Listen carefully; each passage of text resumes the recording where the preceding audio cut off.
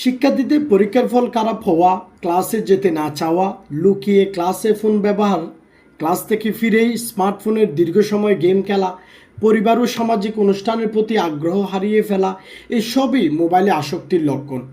এতে শিক্ষার্থীদের হাঁটা চলা, দৌড়ানোর মতো শারীরিক সক্ষমতা কমতে থাকে। এই রোগের নাম গেমিং ডিসঅর্ডার। ভিডিও গেমস বা স্মার্টফোনে গেমস খেলা দৃষ্টিশক্তি কমায়, স্নায়ু চাপ বাড়ায় এবং তা মাদকের মতোই আসক্তিকর। স্ক্রিনের দিকে তাকিয়ে খেতে অভ্যস্ত হলে শিশুর দেহে পুষ্টির চেয়েও রেডিয়েশন বেশি ঢোকে।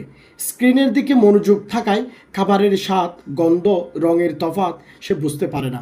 এভাবে চলতে থাকলে শিশুর হজম প্রক্রিয়া স্থায়ীভাবে দুর্বল হয়ে যায়। ঘুমের আগে যেসব শিশু কিশোর মোবাইল, টিভি, কম্পিউটার, ট্যাব বা ল্যাপটপ সময় কাটায়, তাদের মনোযোগ কমতে থাকে, দেহে ক্ষতিকর চর্বি জমতে থাকে, ঘুম ভালো হয় না,